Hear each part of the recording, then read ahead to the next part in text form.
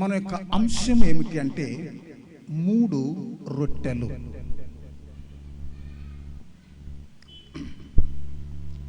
దేవుని యొక్క సెలవు ప్రకారం సమూయేలు ప్రవక్త బెన్యామీను గోత్రమునకు చెందినటువంటి సౌలును ఇశ్రాయేలీయుల మీద రాజుగా అభిషేకించుటకు వచ్చి అతనిని కనుగొని తైలపు బుడ్డి తీసుకొని అతనిని అభిషేకించిన తర్వాత తన యొద్ద నుండి పంపించుచున్న సమయములో కొన్ని జాగ్రత్తలు, కొన్ని సూచనలు సమూయేలు ప్రవక్త సౌలుకు చెప్తున్నాడు. నీవు నా దగ్గర నుండి వెళ్ళిన తర్వాత, లేదా నా యొద్ద నుండి నీవు వెళుతూ ఉండగా ఈ పలానా కార్యం జరుగుద్ది, పలానా కార్యం జరుగుద్ది, ఈ విధముగా మనుషులు నీకు ఎదురుపడతారు, వారు నిన్ను కుశల ప్రశ్నలు అడుగుతారు, నువ్వు వెదకపోయిన గార్ధావములు దొరికినవి, అంటే గాడిదలు, గార్ధావముల కొరకు నీ తండ్రి విచారపడక నీ గురించి చింతించుచున్నాడు, నువ్వు త్వరగా ఇంటికి వెళ్ళు. తర్వాత నీవు ఆ విధంగా వెళుతూ ఉండగా బెన్యామీను సరిహద్దులో సెల్సాహులో నుండి రాహేలు సమాధి దగ్గర అని కొన్ని విషయాలు అభిషేకించిన తర్వాత సమూయేలు ప్రవక్త సౌలుతో చెబుతున్నటువంటి సందర్భాన్ని ఈ 4 వచన భాగములలో మనం చదువుతూ ఉన్నాం.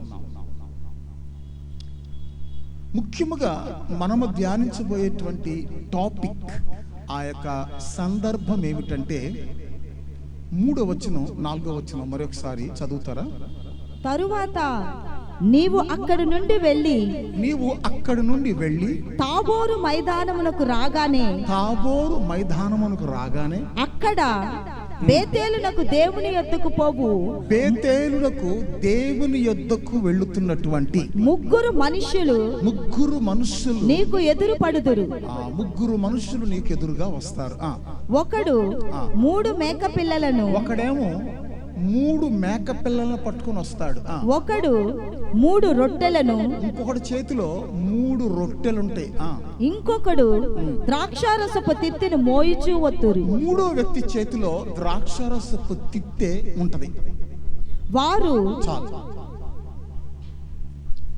ఒకరి చేతిలో 3 మేక పిల్లలు, ఒకరి చేతిలో 3 రొట్టెలు, మరొకరి చేతిలో ద్రాక్షారసపు తిత్తె. ఆ ముగ్గురు చేతులలో ఉన్నటువంటి ఆ వస్తువుల వలన మనం గ్రహించేది ఏంటయా అంటే, చాలా జాగ్రత్తగా వినండి. బేతేలులో ఉన్నటువంటి దేవుని యొద్దకు వెళ్ళుచు ఆ వస్తువులను వారు తీసుకుని వెళుతూ ఉన్నారు. వారి చేతిలో ఉన్న వస్తువులను చూసి మనం గ్రహించగలిగేది ఏంటంటే, వాళ్ళు బేతేలుకి ఎందుకు వెళుతున్నారంటే అపరాధ పరిహారార్థ బలి చెల్లించడానికి వెళుతున్నారు. మేక పిల్ల అంటే అర్థం ఏంటంటే అపరాధ పరిహారార్థ బలి. దేవునికి స్తోత్రం కలుగును గాక.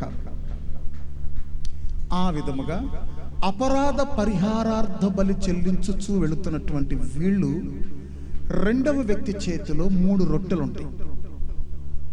వీళ్ళ ముగ్గురు సౌలును ఆపి, ఏం సౌలు బాగున్నావా? మీ నాయన బాగున్నాడా? రాజ్యము బాగుందా? పరిపాలన మంచిగా ఉందా? అని కొన్ని కుశల ప్రశ్నలు అడుగుతున్నారు. ఆ కుశల ప్రశ్నలు అడిగి ముగించిన తర్వాత సమూయేలు ప్రవక్త చెప్పినట్టుగా 2వ వ్యక్తి చేతిలో ఉన్నటువంటి 3 రొట్టెలలో 2 రొట్టెలు సౌలుకి ఇవ్వటం జరిగింది. దేవునికి స్తోత్రం కలుగును గాక. మొదటి రొట్టె అనగా అర్థం ఏమిటి? రెండవ రొట్టె అనగా అర్థమేమిటి? మూడవ రొట్టె అనగా అర్థమేమిటి? ఆ మేకపిల్లలు, ఆ ద్రాక్షారసం, అదంతా ఈ ప్రోగ్రాం అంతా ఏంటయా అంటే అపరాధ పరిహారార్థ బలి చెల్లించి ఆ రొట్టెలతోనూ ఆ ద్రాక్షారసముతోనూ నైవేద్యమును పానార్పణముగా చెల్లించడానికి వాళ్ళు వెళుతున్నారు. రొట్టెలు ద్రాక్షారసం ఎందుకంటే నైవేద్యము చెల్లించటానికి. ఉదయం బలి, సాయంత్రం నైవేద్యం. ఇట్లుండగా ఆ 3 రొట్టెలలో నుండి మనము తెలుసుకున్నటువంటి ఆత్మీయ సంగతులు ఏమిటి? మన జీవితంలో వాటిని ఏ విధముగా మనము అన్వయించుకోవాలి? మొదటి రొట్టె అనగా సాధారణముగా పరిశుద్ధ గ్రంథములో రొట్టె అనేది ముఖ్యముగా ఇశ్రాయేలు దేశములోను పరిసర ప్రాంతములలోను ప్రజలు అనుదినము తినేటువంటి అత్యధికమైన ఆహారం ఏంటయ్యా అంటే రొట్టె. చాలా జాగ్రత్తగా వినాలి. మొదటి రొట్టె అనగా అర్థం ఏంటంటే ఇజ్రాయేలు దేశములో ఇజ్రాయేలీలు చుట్టుపక్కల ప్రాంతముల వారు అత్యధికముగా అనుదినము వారు తినేటువంటి రొట్టె ఏమిటంటే యవల రొట్టెలు.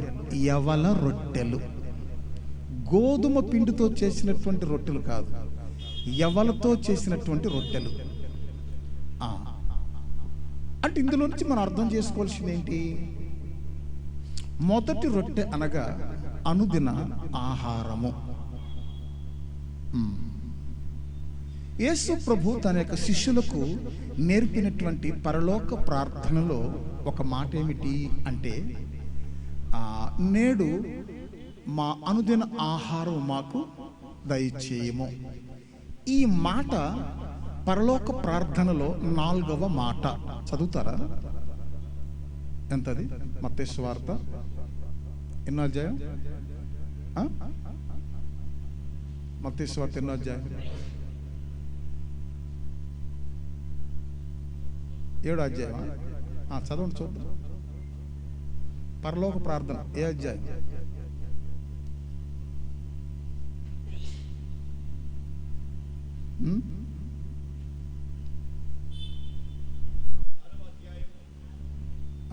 పన్నెండవ వచనమా?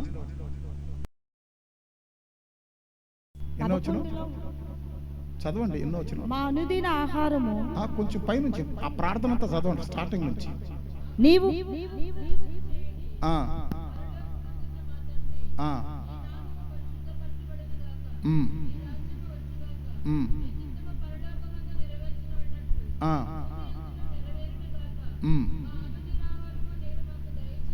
అదిగో చూసారా? మా అనుదిన ఆహారము నేడు మాకు దయచేయము. మొదటి రొట్టె అనగా అనుదిన ఆహారమునకు గుర్తుగా కనబడుతుంది, సాదృశ్యం. ఈ అనుదిన ఆహారమును దేవుడు మనకి అనుగ్రహిస్తున్నాడు. మనకే కాదు, ప్రపంచములో సూర్యుని క్రింద మనుషులుగా పుట్టిన ప్రతి ఒక్కరికి కూడా ఈ యొక్క అనుదిన ఆహారాన్ని దేవుడు ఇస్తాడు. కాకపోతే మనం దేవుణ్ణి తెలుసుకున్నాం కాబట్టి ప్రార్థన చేసి ఆహారాన్ని తింటాం. దేవునికి తెలియని వాళ్ళు కూడా వాళ్ళకు తెలిసినటువంటి పద్ధతిలో ఆహారాన్ని భుజిస్తారు. కొంతమంది ఏం చేస్తారంటే భోజనం చేసేటప్పుడు మొదటి ముద్ద ఇట్ట గట్టిగా పట్టుకొని దాన్ని ఇట్ట లడ్డులాగా సుట్టి సుట్టి సుట్టి సుట్టి సుట్టి సుట్టి ఆ ప్లేట్ పక్కన అట్ట పెడతారు. ఆ మొదటి ముద్ద ప్లేట్కి కొంచెం అంత దూరంలో ఎప్పుడు పెడతారా అని ఆ దూరం నుంచి పిల్లి ఎదురు చూస్తూ ఉంటుంది. పెట్టగానే అది వచ్చేసి ఆ యొక్క మొదటి ముద్ద ఏం చేస్తుంది? తినేస్తా.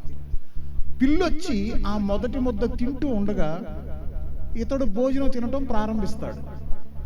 అది వాళ్ళకు తెలిసిన పద్ధతిలో వాళ్ళు ఆచరిస్తున్నటువంటి విధానం. మనం అట్ట కాదు.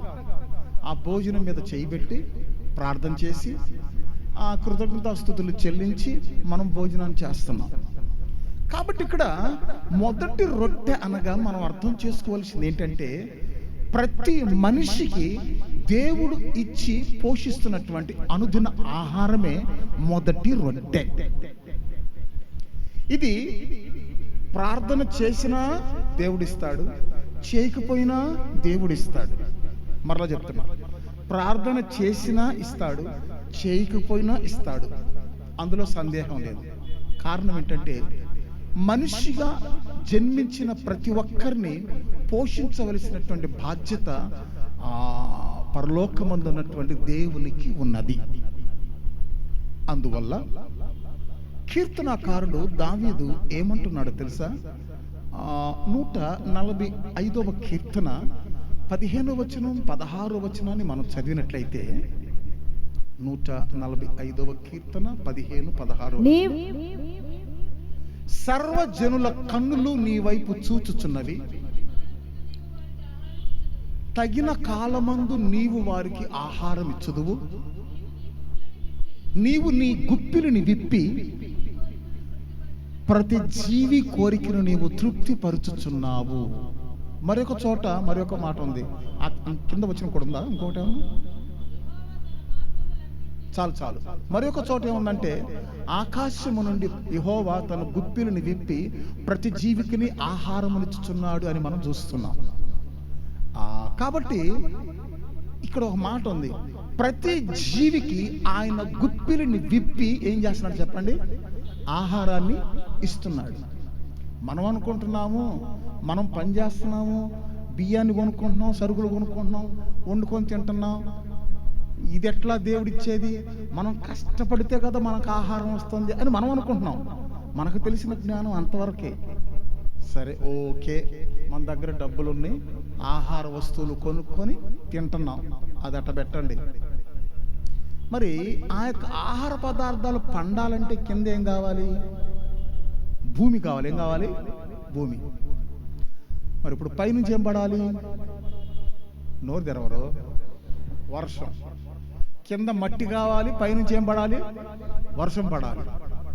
కింద మట్టి లేకపోయినా పైనుంచి వర్షం పడకపోయినా పంటలు పండుతాయా? అంటే దాని అర్థం ఏంటి?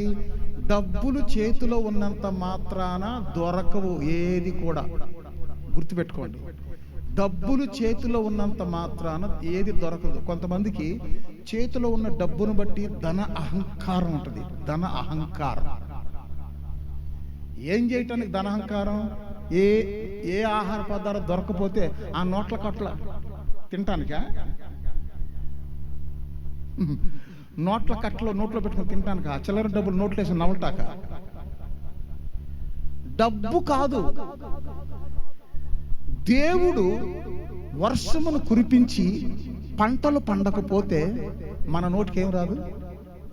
ఆహారము. అదిగో దాని అర్థం అదే. యెహోవా తన గుప్పిలిని విప్పి ప్రతి జీవిని పోషిస్తున్నాడు అనేటువంటి మాటకు అర్థం అదే. కాబట్టి ఇక్కడ మనం గమనించినట్లయితే, అనుదిన ఆహారమును ప్రతి ఒక్కరికి దేవుడు అనుగ్రహిస్తున్నాడు. మొదటి రొట్టె అనగా అనుదిన ఆహారము. ఇంకొంచెం లోతులోకి వెళుతున్నా శ్రద్ధగా మనం గ్రహిద్దాం. దేవునికి ఎటువంటి భేదము లేదు. చాలా జాగ్రత్తగా గమనించాలి. మనము ఆయన బిడ్డలమని, అన్ని జనులు ఆయన బిడ్డలు కాదని అట్లేం వ్యత్యాసం లేదు. యెహోవా అందరికీ ఉపకారి, ఆయన కనికరములు ఆయన చేయు ప్రతి కార్యముల మీద ఉన్నవి అని వ్రాయబడింది. 145వ అధ్యాయము 9వ వచనాన్ని చూస్తారా? యెహోవా అందరికీ ఉపకారి, యెహోవా అందరికీ ఉపకారి, ఆయన కనికరములు ఆయన సమస్త కార్యముల మీదనున్నవి. చూసావా? యెహోవా అందరికీ ఉపకారి. కొందరికీ ఉపకారి అనుందా? అందరికీ ఉపకారం ఉందా? చెప్పండి దయచేసి. మరి అందరికీ ఉపకారం అంటే అర్థం ఏంటి? మనిషిగా పుట్టిన ప్రతి ఒక్కరికి ఆయన తన గుప్పిలు విప్పి ఏం చేస్తాడు? ఆహారమును ఇస్తాడు. వీళ్ళు నా బిడ్డలు కాదు, క్రైస్తవులు కాదు కదా, కాబట్టి వీళ్ళకి ఆహారం ఇవ్వకూడదు అనేటువంటి భేదం దేవుని దగ్గర ఏమీ లేదు. యెహోవా అందరికీ ఉపకారి. మనిషిగా పుట్టిన ప్రతి ఒక్కరిని పోషించవలసిన బాధ్యత ఆయన దగ్గర ఉంది, ఆయనతో ఉంది. ఇప్పుడు ఇంట్లో ఒక 5 పిల్లలు ఉన్నారు అనుకుందాం. మన మాటకు లోబడే వాళ్ళు 2, లోబడని వాళ్ళు 3. అట్లని లోబడని ఆ 3కి భోజనం పెట్టకుండా ఉండగలమా? చెప్పాలి. ఇదే విధముగా దేవుని క్యారెక్టర్, దేవుని స్వభావం. లోకములో ఆయనకి లోబడని జనాంగం అనేకులు ఉన్నారు. కాలము పరిపూర్ణమయ్యేంత వరకు, ఈ లోకము అంతమైపోయేంత వరకు, ఈ లోకములో నుండి భక్తిహీనులందరూ పూర్తిగా బొత్తిగా నశించిపోయేంత వరకు దేవుని బిడ్డలైనా కాకపోయినా సరే ఆహారమునిచ్చి ఆయన పోషిస్తాడు, అందులో సందేహం లేదు. ఇప్పుడు జైల్లో ఖైదీలు ఉంటారు, వాళ్ళు నేరస్తులు, నేరం చేసి జైల్లోకి వెళ్ళారు పట్టబడి. మరి ఇప్పుడు ఒకవేళ మరి కొంతమందికి వారి యొక్క నేరం యొక్క తీవ్రతను బట్టి ఉరిశిక్ష పడింది అనుకుందాం. ఆ ఉరిశిక్ష అమలుపరిచే రోజు వరకు ఆ వ్యక్తికి ఏం పెట్టాలి చెప్పండి? పెట్టాలా లేదా? దొంగలైనా నరహంతకులైనా ఎవరైనా సరే ప్రభుత్వం వాళ్ళకి నియమించబడినటువంటి తీర్పు జరిగేంత వరకు వాళ్ళకి ఆహారం పెడతారు. మంచిగా ఆరోగ్యంగా ఉన్నప్పుడే ఉరిది చంపుతారు. ఏదైనా వ్యాధి ఉంటే మళ్ళీ ఆపుతారు. దేవునికి స్తోత్రం కలుగును గాక. మరి మనం మంచివాళ్ళం, వాళ్ళు నేరస్తులు, మరి వాళ్ళకి భోజనం పెట్టకూడదుగా? అట్టగాదు. తీర్పు దినము వరకు, తీర్పు అమలుపరచబడేంత వరకు వారికి కూడా భోజనం అనుగ్రహించబడుతుంది. దీన్ని బట్టి మనం అర్థం చేసుకోవాల్సింది ఏంటి? భోజనం దొరకటంలో పెద్ద ప్రత్యేకత విచిత్రం ఏమీ లేదు. ఆ మొదటి రొట్టె అందరికీ ఇస్తాడు దేవుడు. అది పెద్ద విచిత్రం, పెద్ద స్పెషాలిటీ ఏం కాదు. అది ఆ మొదటి రొట్టె అందరికి ఇస్తాడు. ప్రార్థన చేసినా ఇస్తాడు, చేయకపోయినా ఇస్తాడు. నేరస్తులకి ఇస్తాడు, మంచి వాళ్ళకి ఇస్తాడు. యెహోవా అందరికీ చెప్పాలి అంటే అర్థం ఏంటి? అందరికీ ఉపకారం అంటే అర్థం ఏంటి? ఆయన మంచివారి మీదనో చెడ్డవారి మీదనో తన యొక్క సూర్యుడిని ఏం చేస్తున్నాడు? ఉదయింప చేస్తున్నాడు. నీతిమంతుల మీదనో అనీతిమంతుల మీదనో ఆయన యొక్క వర్షాన్ని ఏం చేస్తున్నాడు? కురిపిస్తున్నాడు. కాబట్టి ఆయన కనికరములు ఆయన ప్రతి కార్యము మీద ఉన్నది. కానీ మనిషి దేవుని యొక్క కనికరము అర్థం చేసుకోకుండా దేవునికి దూరస్తుడిగా మారిపోతున్నాడు. సాతాను యొక్క కబంధ హస్తాలలో చిక్కుకొని పోయి, థ్యాంక్ గాడ్, దేవుని యొక్క మహాదయ వల్ల మనము రక్షింపబడి దేవుని యొక్క సన్నిధిలో ఉన్నాం. అందరం కూడా దేవునికి ఒకసారి హల్లెలూయా చెబుదామా? దేవునికి స్తోత్రం కలుగును గాక. నెక్స్ట్, ఈ మొదటి రొట్టె అనుదిన ఆహారము అని ఎలా చెప్పగలం అంటే పరలోక ప్రార్థనలో నుండి మనకు రుజువైంది. నెక్స్ట్, యెహెజ్కేలు గ్రంథము 4వ అధ్యాయానికి మనం వచ్చినట్లయితే, యెహెజ్కేలు గ్రంథము 4వ అధ్యాయము 9, 10 వచనాలు దయచేసి మీరు చదవండి. నీవు గోధుమలను యవలను కాయు ధాన్యములను, కాయు కాదు, కాయా ధాన్యములను, చోళ్లను. చీకట్లో చదువుతున్నారా? ఎందుకట్లా చీకట్లో చదువుతున్నారు? వెలుతురులోకి వెళ్ళండి చక్కగా. కుర్చీ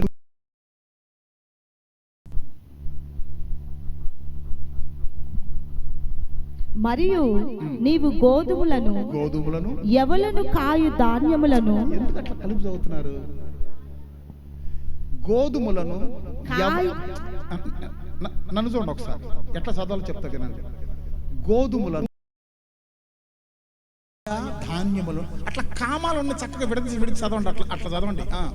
మరియు నీవు గోధుమలను యవలను కాయ ధాన్యములను చోళ్లను సజ్జలను తెల్ల జీలకర్రను తెచ్చుకొని, జీలకర్ర అంటే ఇంతవరకు మనం చూసామా? తెల్ల జీలకర్ర నేనైతే చూడలే. యొక్క పాత్రలో ఉంచి నీవు ఆ ప్రక్క మీద పండుకొని దినముల లెక్క చొప్పున రొట్టెలు కాల్చుకొనవలెను. 390 దినములు నీవు ఈలాగున భోజనము చేయుచు రావలెను. 390 రోజులు నీవు ఈలాగున భోజనము చేయుచు రావాలి.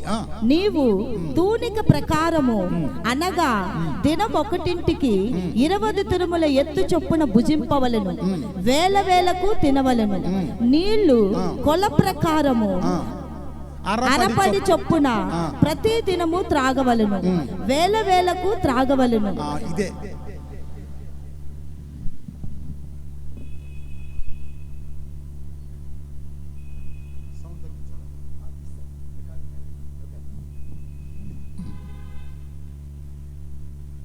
ఇప్పుడు మనం చదివినటువంటి వచనాలు ఏంటో తెలుసా మీకు? సమయం తక్కువ ఉంది కాబట్టి మళ్ళీ నేను చదివించను. ఇప్పుడు మనం చదివిన వచనాలు ఏంటో తెలుసా? ఏమంటారు చెప్పనా దాన్ని? డైట్. ఏంటి ఈ మధ్య సన్నగా అయిపోయారు ఏంటి? వెంటనే వాళ్ళు ఏమంటారు? నేను డైట్ చేస్తున్నాను, డైట్ చేస్తున్నాను, డైట్. ఏంటి అప్పుడు పీనుగులాగా ఉండేవాళ్ళు ఇప్పుడు ఏనుగులాగా అయిపోయారేంటి? లేదండి, ఈ మధ్య కొంచెం బాగా తింటున్నానండి. చూడండి, అంటే ఏంటి? పని పాట లేకుండా ఆహారం తింటే, పని చేస్తూ ఆహారం తింటే. ఇప్పుడు నా మాటలు జాగ్రత్తగా వినాలి దయచేసి. ఇప్పుడు చదవద్దు. యెహెజ్కేలు గ్రంథం 4వ అధ్యాయం 9, 10, 11, 12 వచనాల్లో మనం ఏం చదివామంటే, కాయా ధాన్యములు, చోళ్ళు, సద్దలు, చలదిలకర అవన్నీ చెప్పాడు. ఇవన్నీ మన ఇంటి ఎక్కడ ఉంటాయి? పంట పొలంలోన, కిచెన్లో. ఎక్కడ ఉంటే? అచ్చా, మీరు తెలుగులో చెప్పాను, ఇంగ్లీష్లో చెప్పాను, సారీ. ఎక్కడ ఉంటే? వంటగదిలో ఉంటాయి. అంటే దాని అర్థం చెప్పనా? మన ఇంట్లో ఉన్న వంటగదే పెద్ద వైద్యశాల. జలుబు చేస్తే తగ్గాలంటే జీలకర్ర బాగా మరిగించి నీళ్లు తాగాలి. ఇక సోళ్ళు, సజ్జలు, యవలు, కాయ, ధాన్యములు. ఇక్కడ చెప్పినటువంటి ఈ యొక్క ఆహార పదార్థాలు ఎక్కడైనా మాంసం ఉందా? చెప్పాలి. అదిగో, డైట్ చేసేవాళ్ళు మాంసాహారం తినరు. కానీ ఈ మధ్యగా విచిత్రమైనటువంటి కొన్ని డైట్లు వచ్చినాయి. ప్యూర్గా నాన్ వెజ్ తినాలంట, మళ్ళీ సన్నగా అవుతారంట. అది ఎట్టా నాకు అర్థం కాదు. ఎవరు కావట్లే, అంతా పచ్చి అబద్ధం. లక్షలు ఖర్చు పెట్టి అబద్ధాన్ని తింటున్నారు. దేవునికి స్తోత్రం కలుగును గాక. పరిశుద్ధ గ్రంథములో దేవుడు చెబుతున్నట్టు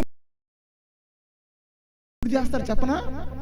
షుగర్ వచ్చి ఫిగర్ పోయిన తర్వాత, హాస్పిటల్కి వెళ్ళి ₹1,00,000 బిల్లు వదిలిన తర్వాత, ఆ తర్వాత చెప్తాడు డాక్టర్ నెమ్మదిగా, సావు కబురు చల్లగా చెప్పినట్టుగా, మీరు 2 పుల్కాలే తినాలి, అది కూడా పప్పుతోనే తినాలంటే, అమ్మో డాక్టర్ గారు నాకు డైట్ చెప్పారు, అమ్మో డైట్ చెప్పారు.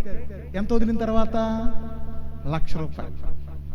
సావు కబురు చల్లగా చెప్తారు డాక్టర్లు, తెలుసుకోండి. అప్పుడు దాకా ఆ పేషెంట్ ఎందులో పెడతారు? ICUలో. అప్పుడు పెట్టి 1,50,000 2 లక్షలు వదిలించి బయటికి తీసుకొచ్చిన తర్వాత, చూడండి మిమ్మల్ని గురించి మేమంతా పరిశీలించాం, మీరు కొంచెం ఆరోగ్య సూత్రాలు పాటించాలి, రోజుకు 2 పులకాలు తినగాలి, పెరుగు తినకూడదు, పచ్చి పులుసు తినకూడదు, పచ్చిమిరకాయ తినకూడదు, ఉల్లిపాయ తినకూడదు, జీలకర్ర తినకూడదు, ఇంకేంటో తినేది. ఈ సావు కబురు ఎప్పుడు చెప్తారు? ఎంత తీసుకున్న తర్వాత? కానీ ₹1,00,000 ఏమి వదిలించవలసిన అవసరం లేదు.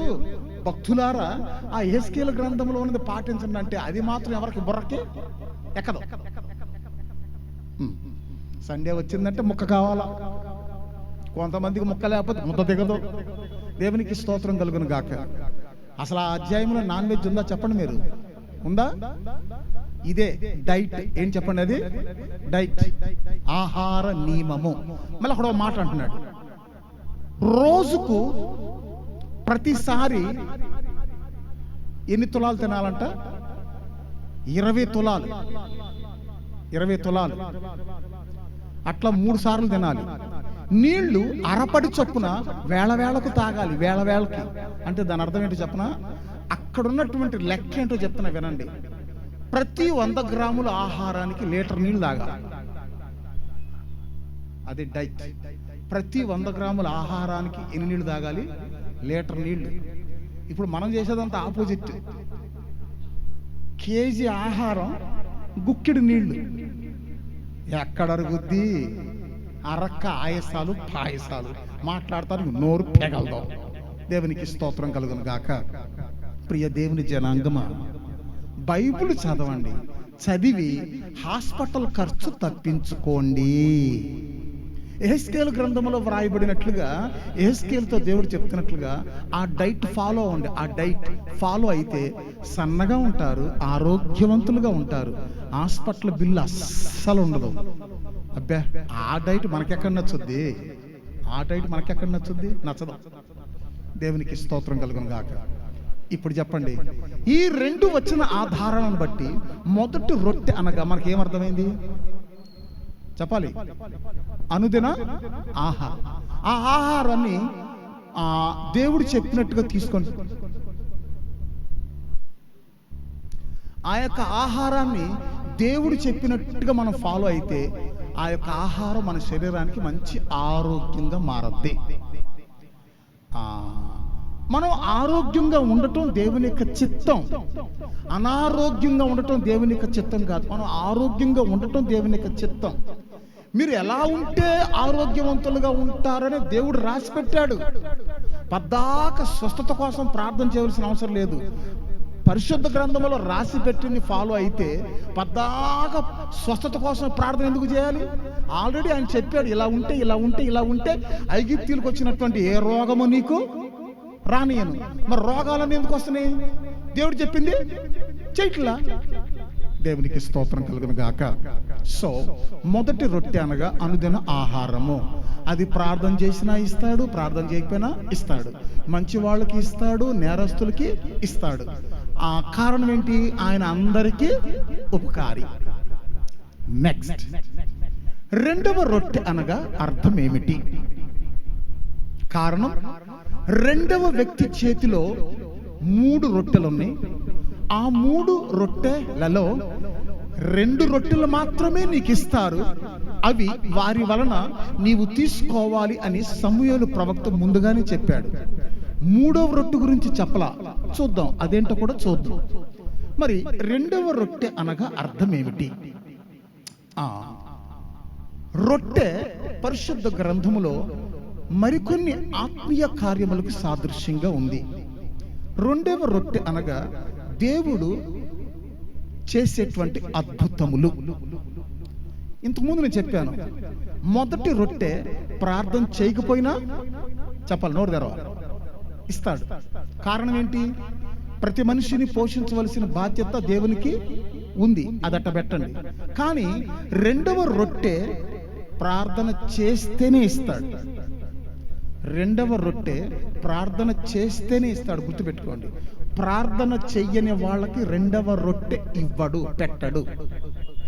రెండవ రొట్టె దేవుడు ప్రార్థన చేసే వారి పట్ల చేసేటువంటి అద్భుతములకు సాదృశ్యంగా ఉంది రెండవ రొట్టె. ఎలా తెలుసుకోగలం అని మనం చూస్తే, మొదటిగా 2వ రాజుల గ్రంథం 4వ అధ్యాయానికి మనం వచ్చినట్లయితే 42, 43, 44 వచనాలు కొంచెం చదువుతారా? 2వ రాజుల గ్రంథం 4వ అధ్యాయము 42, 43, 44 వచనాలు. మరియు ఒకడు బయల్షాలిషా నుండి మొదటి పంట బాపతు యవల పిండితో చేయబడిన 20 రొట్టెలను, క్రొత్త గోధుమ వెన్నులను, కొన్ని పండ్లను తీసుకొని వచ్చి దైవజనుడైన అతనికి కానుకగా ఇయ్యగా, దైవజనుడైనటువంటి అతనికి కానుకగా ఇయ్యగా, అతడు జనులు భోజనము చేయుటకు దాన్ని వడ్డించమనెను. అయితే అతని పనివాడు 100 మందికి వడ్డించుటకు, 100 మందికి అంటే 100 మందికి వడ్డించుటకు ఇవి ఎంతవని చెప్పగా, ఇవి ఏం సరిపోతాయి అని చెప్పగా, అతడు వారు తినగా మిగులునని యెహోవా సెలవిచ్చి ఉన్నాడు గనుక జనులు భోజనము చేయునట్లు వడ్డించమని మరలా ఆజ్ఞ ఇచ్చెను. పనివాడు వారికి వడ్డింపగా యెహోవా సెలవిచ్చినట్లు అది వారు తినిన తరువాత మిగిలిపోయెను. ఇక్కడ మనం బయల్షాలిషా అనేటువంటి ఒక ఊర్లో నుంచి ఒక వ్యక్తి తన పొలములో పండినటువంటి పంటలో అనగా మొదటి పంట బాపతు యవల పిండితో తయారు చేసినటువంటి 20 రొట్టెలు తీసుకొచ్చాడు కానుక. 20 రొట్టెలు. అది మొదటి పంట అంట. మొదటి పంట అది ఏదైనా సరే ప్రథమ ఫలము ఎక్కడికి రావాలి? దేవుని మందిరానికి రావాలి. చాలా జాగ్రత్తగా వినండి. ఆ ఆజ్ఞ ప్రకారం ఈ వ్యక్తి తన పొలములో పండినటువంటి పంటలో యవల పిండితో తయారు చేసినటువంటి 20 రొట్టెలు తీసుకొచ్చాడు. యవలు అనగా ఇంగ్లీష్లో బార్లీస్, కన్ఫ్యూజ్ కాబాగండి. బార్లీస్ పచ్చకామరులు వచ్చిన వాళ్ళు ఈ బార్లీ ఈ యొక్క యవలు నానబెట్టి ఉడకబెట్టి ఆ నీళ్లు తాగితే పచ్చకామరులు తగ్గుతాయి. ఇది ఒక మెడిసిన్. తెలుగులో ఎవలని ఉంది. ఒడ్లంటే మనకు తెలుసు, ఎవలంటే కొంతమంది తెలియదు. ఎవలంటే బార్లీస్, పచ్చకామరులు వచ్చిన వాళ్ళకు మందిది. దేవునికి స్తోత్రం కలుగును గాక. ఈ విధంగా ఉండగా ఎన్ని రొట్టెలు తీసుకొచ్చారు చెప్పండి? నోరు తెరవాలి. 20 రొట్టెలు. అక్కడ ఉన్నది ఎంతమంది? 100 మంది. ఆ పనివాడు అంటున్నాడు, పనివాడు, అయ్యా ఇక్కడ 100 మంది ఉన్నారు, 20 రొట్టెలు ఎట్ట సరిపోతాయి అంటున్నాడు. వినాలి జాగ్రత్తగా దయచేసి. కానీ ప్రవక్త అంటున్నాడు వారు తినగా మిగులును అంటున్నాడు. ప్రవక్త చెప్పినట్టుగానే ఆ 20 రొట్టెలు ఆ 100 మంది తిన్న తర్వాత ఏమైనా మిగిలిని. ఇక్కడ ఒక చిన్న లెక్క చేయండి, చిన్న లెక్క. 20 రొట్టెలు 100 మంది తిన్నారంటే యావరేజ్గా ఒక రొట్టె ఎంతమంది తిన్నట్టు? 5. ఎంతమంది? ఓకే, 20 రొట్టెలు 100 మంది తిన్నారంటే యావరేజ్గా ఒక రొట్టె 5 తిన్నారు. ఆ తిన్న తర్వాత ఇంకొంచెం మిగిలిపోయింది. ఆ విషయం అట్ట పెట్టండి. ఇప్పుడు మత్తయి సువార్త 14వ అధ్యాయానికి రండి ఒకసారి. మత్తయి సువార్త 14వ అధ్యాయం 19-20 వచనాలు. పచ్చిక మీద కూర్చుండుడని జనులకు ఆజ్ఞాపించి ఆ 5 రొట్టెలను 2 చేపలను పట్టుకొని ఆకాశము వైపు కన్నులెత్తి ఆశీర్వదించి ఆ రొట్టెలు విరిచి శిష్యులకిచ్చెను. శిష్యులు జనులకు వడ్డించిరి. వారందరూ తిని తృప్తి పొందిన తరువాత మిగిలిన ముక్కలు 12 గంపల నిండా నెత్తిరి. ఆగండి. ఈ స్టోరీ సండే స్కూల్ పిల్లలతో సహా అందరికి తెలుసు. ఏం స్టోరీ ఇది? 5 రొట్టెలు 2 చేపలు. Everybody knows very well. Sunday school పిల్లలు కూడా అర్ధరాత్రి అడిగితే కూడా చెప్తారు ఇది. ఇందులో పెద్ద విచిత్రం ఏముంది అని మీరు అనుకోవచ్చు. ఉన్నాయి, చాలా విచిత్రాలు ఉన్నాయి, చాలా విచిత్రాలు. ఏ విచిత్రాలు చెప్పనా? యేసో ఎంత వరాల మనసో నీది చిత్రాలుగా విన్నానయ్యా ఊసో లెస్సో ఐ లెస్సో యేసో ఎంత వరాల మనసో చిత్రాలుగా విన్నానయ్యా ఊసో లెస్సో ఐ లెస్సో. జాలని వాళ్ళు పాడుకునేటువంటి ఒక గేయం, ఒక గీతం. సాయంత్రం పూట 5:30-6 గంటలకు సూర్యుడు దిగిపోతుంటే ఆ యొక్క ఎర్రటి కిరణాలు నీళ్ళలో పడుతుంటే ఆ సూర్యుడికి ఎదురుగా వెళుతూ ఈ పాట పాడుకుంటూ వెళ్తారు జాలరి వాళ్ళు వేటాడటానికి. దేవునికి స్తోత్రం కలుగును గాక. యెహోవా అందరికి ఉపకారం అన్నట్టు మరి ఆ జాలరి వాళ్ళు కూడా యెహోవా ఎవరు చెప్పాలి. మరి ఇప్పుడు ఇక్కడ మనం చూసినట్లయితే 5 రొట్టెలు ఎంతమంది ఉన్నారు ఇక్కడ చెప్పాలి? మత్తయి సువార్తలో 5 రొట్టెలు ఎంతమంది తిన్నారు? మరి రాజుల గ్రంథంలో 20 రొట్టెలు ఎంతమంది తిన్నారు? లెక్క ఏమైనా అర్థమవుతుందా మీకు? ఏమర్థమైంది పాస్టర్ గారు? అక్కడ 1 రొట్టె 5, ఇక్కడ 1 రొట్టె 5,000 మంది. మీరు తప్పు చెప్పారా? నేను ఎట్టు కొట్టుకుంటా నోరు అని. 1 రొట్టె ఎంతమంది? 1000 మంది. అక్కడ 1 రొట్టె. దీన్ని బట్టి మనకి ఏం అర్థం అవుతుంది? మీరు మైండ్ అప్లై చేయండి, నేను సైలెంట్గా ఉంటాను. దీన్ని బట్టి మీకు ఏం అర్థం అవుతుంది? ఎట్లా? ఓకే, ఇంకా ఇంకోసారి మీకు ఇస్తున్న క్లూ. అక్కడ 1 రొట్టె 5, అదే 1 రొట్టె ఇక్కడ 1000 మంది. అదే క్లూ. 1000 ఇట్లా. సరే, ఇంకా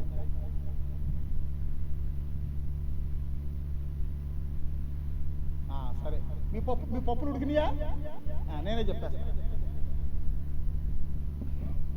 నేను చెప్పగానే గట్టిగా చప్పట్లు కొట్టాలి. ఇప్పుడు కాదు. అక్కడ 1 రొట్టె ఎంతమంది? అదే 1 రొట్టె ఇక్కడ ఎంతమంది? అంటే అర్థం ఏంటి చెప్పనా? పాత నిబంధన కాలపు అద్భుతాల కంటే కొత్త నిబంధన కాలపు అద్భుతాలు ఎక్కువ. భవిష్యకలాడి అత్తునికి భవిష్యకర వాళ్ళ అందర చూసారా? పాత నిబంధన కాలపు అద్భుతాల కంటే కొత్త నిబంధన కాలపు అద్భుతాలు ఎక్కువ.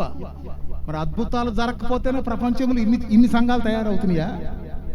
చెప్పాలి, నోరు తెరవాలి.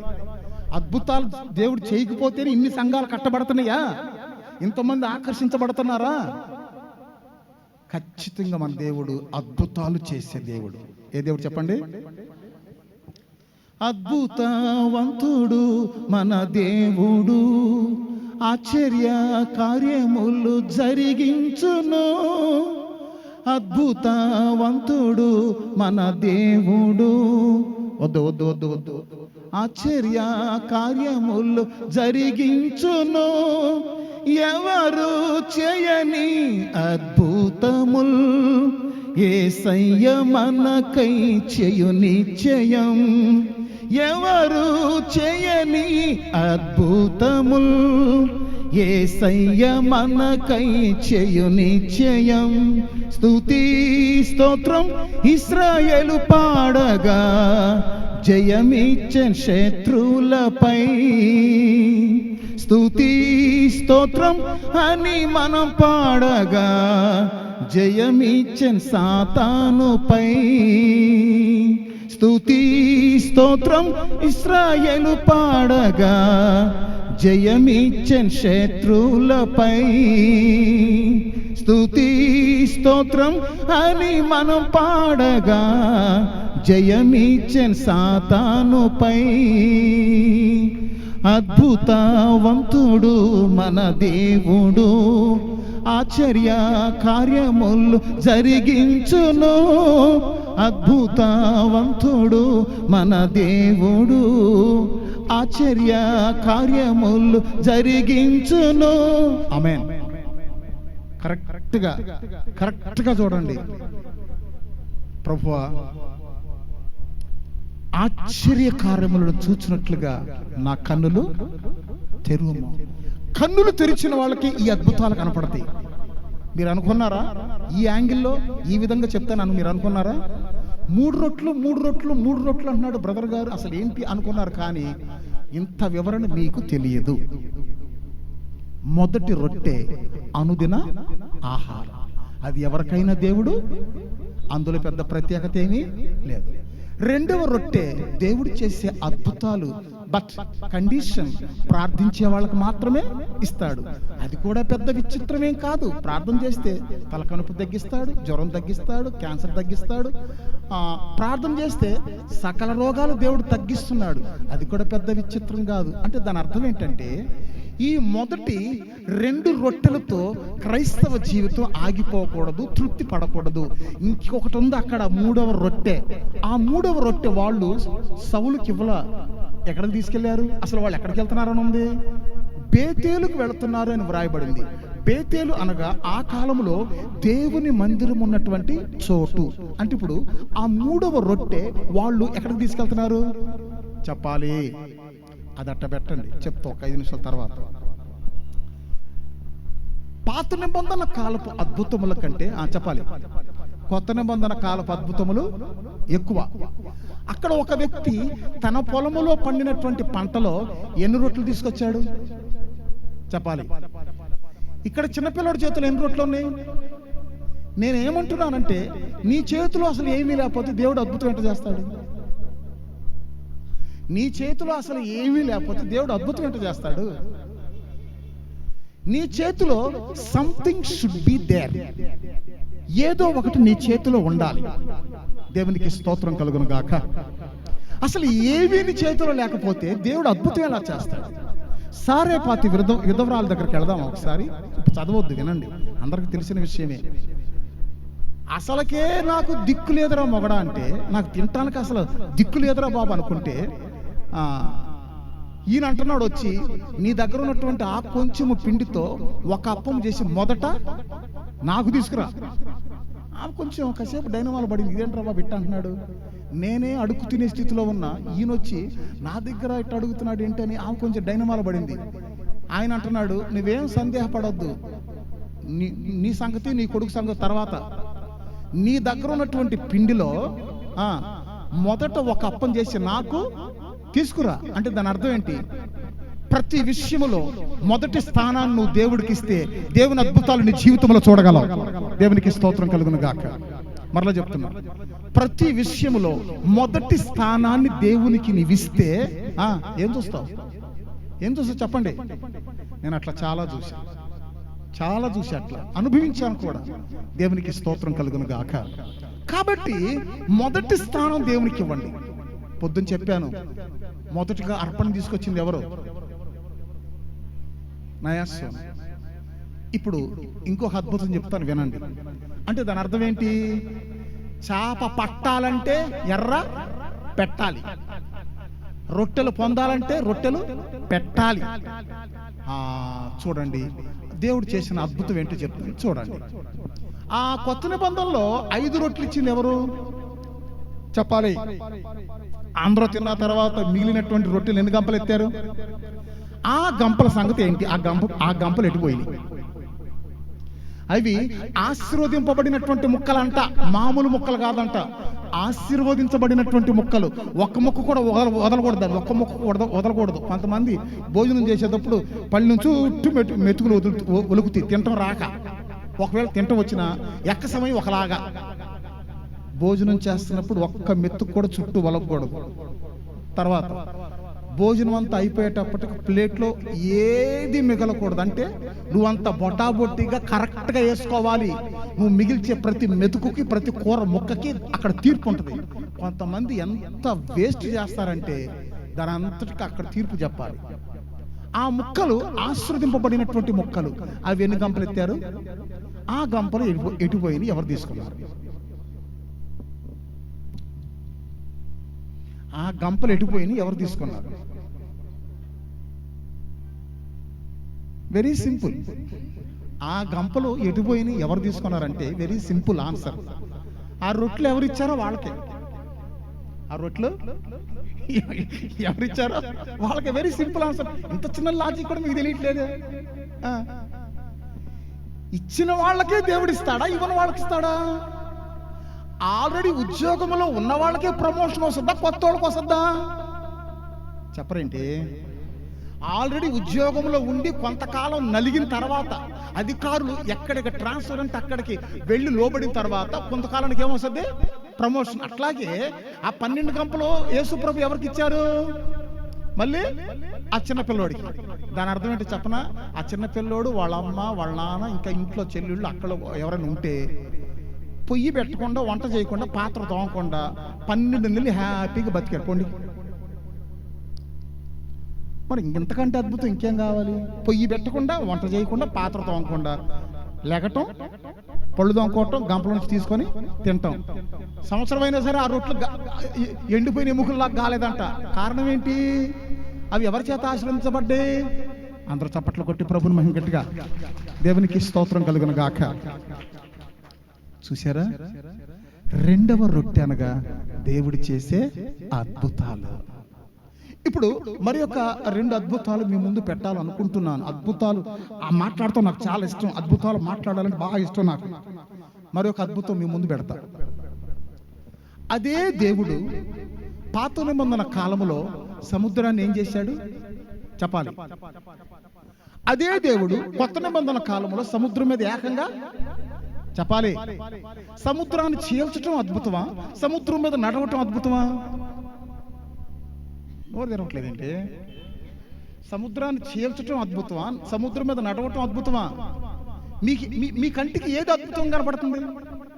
మీ కంటికి అద్భుతంగా ఏది కనపడుతుంది? చీల్చటమా, సముద్రం మీద నడవటం? సముద్రమును చీల్చగా అందులో నుంచి నడిచి వెళ్ళింది ఎవరు? సముద్రం మీద నడిచింది ఎవరు? మరి యేసు గొప్పడా, ఆಳು గొప్పడా? మరి గట్టిగా చప్పట్లు కొట్టరేంటి?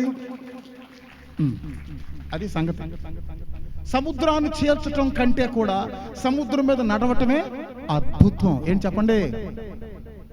అదే నేను చెప్పా, పాత నిబంధన కాలపు అద్భుతముల కంటే కొత్త నిబంధన కాలపు అద్భుతములు నువ్వు చూడగలిగితే దేవుడిని పట్ల అద్భుతాలు చేస్తాడు. ఇంతగా మాట్లాడుతున్నా సరే కొంతమందికి ఎట్లా ఉంటుంది అంటే, కొంతమందికి ఏముందో ఎన్నో చూసాం, ఎన్నో చదివాం, అంటే దేవుడి నుంచి కూడా దేవుడు పైనుంచి కూడా ఇట్టాకంటాడు. దేవుడు పైనుంచి ఏమంటాడు, నువ్వు ఇట్ట అంటే ఆయన కూడా అట్ట అంటాడు. కానీ నువ్వు ప్రభువా నీ అద్భుతాల కొరకు స్తోత్రం ప్రభువా, ఆ రోజు చీల్చావు బండను, ఈ రోజు కూడా నా సమస్యలు చీల్చి పడే ప్రభు అని అడుగు, నీ సమస్యలు దేవుడు చీల్చి పడేస్తాడు. ఆ రోజు రొట్టెలు ఆశీర్వదించే ప్రభువా, మా ఇంట్లో ఆహారం పానీయం దీవించు ప్రభువా, రోగాలు రాకుండా కాపాడు ప్రభు అని ప్రార్థన చేయి. నీకు నీ పిల్లలకు రోగం ఉండదు. నువ్వు సీరియస్గా తీసుకుంటే ఆయన సీరియస్గా ఉంటాడు. నువ్వు అంటే ఆయన కూడా పైనుంచి ఇంకొద్దులే పద్దాక శబ్దం. దేవునికి స్తోత్రం కలుగును గాక. మన దేవుడు అద్భుతాలు చేసే దేవుడు. చెప్పాలి, ఏం చేసే దేవుడు చెప్పండి, నోటితో మనసారా చెప్పండి. అట్లా మీరు రాత్రంతా మాట్లాడంటే పొద్దుటికి ఒక అద్భుతం జరుగుతుంది.